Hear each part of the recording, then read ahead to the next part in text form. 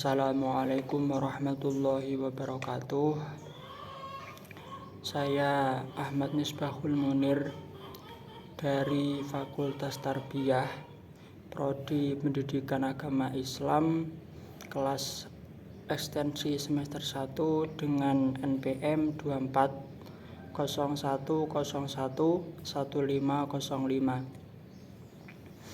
Saya di sini akan menjelaskan tentang kritisisme untuk memenuhi tugas ulangan tengah semester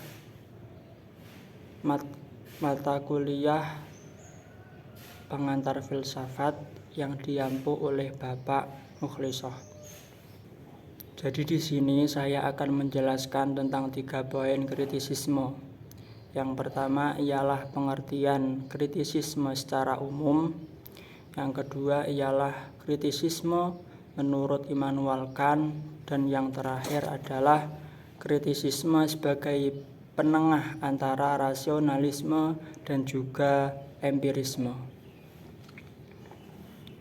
Yang pertama ialah pengertian daripada kritisisme secara umum.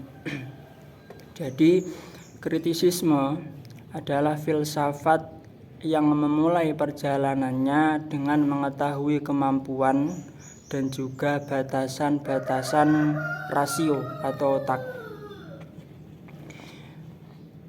Kritisisme juga merupakan salah satu aliran dari beberapa aliran filsafat yang mengkritik 2 aliran sebelumnya, yakni aliran rasionalisme dan juga aliran empirisme, yang mana 2 aliran ini sangat bertolak belakang.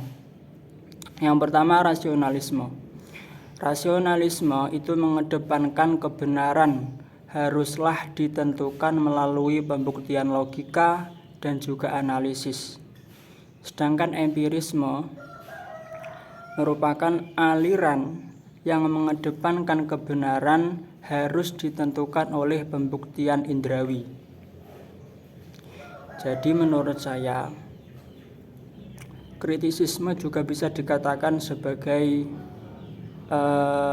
aliran yang mengadopsi dari 2 aliran sebelumnya atau mengkolaborasikan dari 2 aliran sebelumnya. Kemudian untuk poin yang kedua ialah kritisisme menurut Immanuel Kant.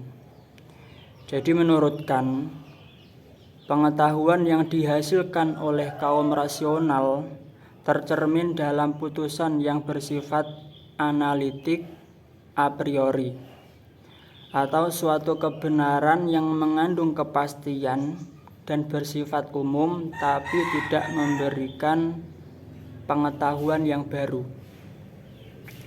Saya contohkan di sini sebagai sebuah kata-kata.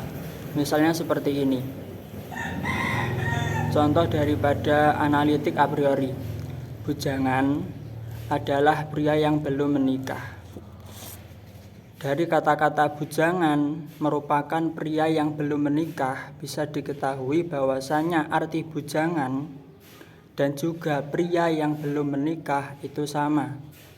Artinya 2 kata ini atau 2 susunan ini itu tidak memberikan suatu kefahaman yang baru atau tidak memberikan sesuatu yang baru. Karena apa? Karena arti bujangan itu merupakan pria yang belum menikah, dan pria yang belum menikah dianggap sebagai bujangan. Seperti itu. Kemudian sedangkan yang dihasilkan oleh kaum empirisme tercermin dalam putusan yang bersifat sintetik a posteriori, atau suatu kebenaran yang tidak bersifat tetap, sangat butuh pada ruang dan waktu, dan juga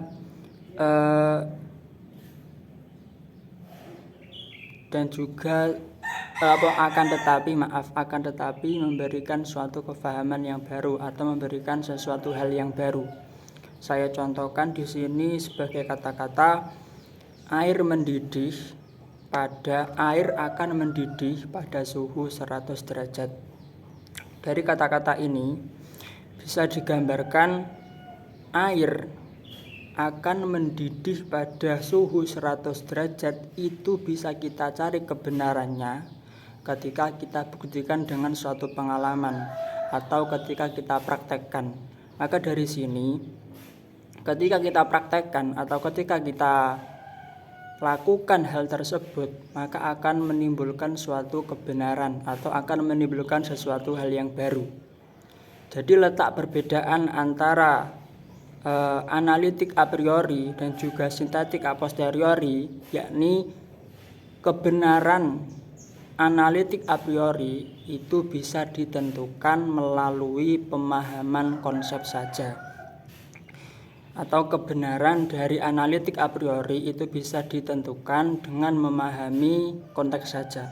Sedangkan sintetik a priori, a posteriori itu bisa kita tentukan kebenarannya ketika kita buktikan dengan suatu pengalaman atau kita praktekkan. Jadi dengan melihat kelebihan dan juga kekurangannya, kan memadukan keduanya pada suatu bentuk putusan yang bersifat umum, universal, dan pasti, dan di dalamnya terdapat sifat pasti. Kan merasa rasionalisme dan juga empirisme bisa digabungkan dan merupakan sebuah bagian yang saling melengkapi. Jadi kebenaran menurut Immanuel Kant itu gabungan dari rasionalisme dan juga empirisme, yakni akal dan juga suatu pengalaman. Dan yang terakhir ialah poin ketiga, yakni kritisisme sebagai penengah antara rasionalisme dan juga empirisme. Rasionalisme adalah aliran yang beranggapan bahwa dasar semua pengetahuan itu berasal dari logika atau berasal dari rasio, berasal dari otak. Yang mana aliran ini dipelopori oleh René Descartes yang terkenal dengan ucapannya, "Saya berpikir, maka saya ada." Sedangkan empirisme adalah aliran yang beranggapan bahwa seluruh pengetahuan berasal dari indrawi atau sebuah kebenaran itu berasal dari sesuatu hal yang bersifat indrawi atau yang bisa dirasa seperti dilihat, didengar, kemudian diraba dan juga yang lainnya. Yang mana aliran ini atau aliran empirisme dipelopori oleh David Hume yang terkenal dengan ucapannya, "Saya memiliki persepsi pada setiap pengalaman saya." Kedua aliran ini sangat bertolak belakang. Yang satu mengedepankan rasio dan yang satu mengedepankan indrawi. Dan pada abad ke-18, dua aliran ini sangat berkonflik, yang pada akhirnya akan melahirkan yang namanya aliran kritisisme. Disinilah aliran kritisisme itu menjadi penengah antara aliran rasionalisme dan juga empirisme. Yang mana aliran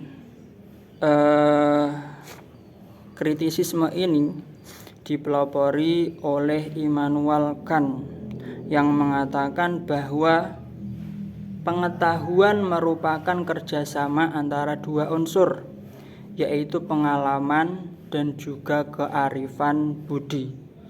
Pengalaman indrawi merupakan unsur a posteriori, yakni unsur yang datang kemudian atau kebenaran yang akan kita ketahui ketika kita buktikan, ketika kita praktekkan.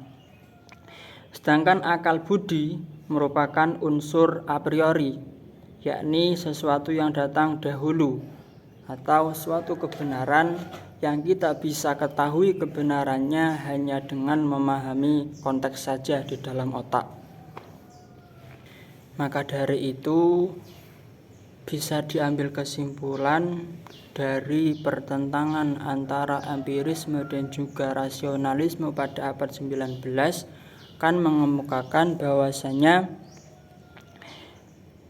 perbedaan perumusan kebenaran itu ada 3, atau kebenaran menurut Kant bisa diperoleh dari 3 elemen. Yang pertama yakni akal budi atau kita kenal sebagai Verstand, kemudian rasio, dan yang terakhir adalah pengalaman indrawi. Jadi kebenaran menurut Kant itu bisa disimpulkan menjadi 3 bagian tersebut.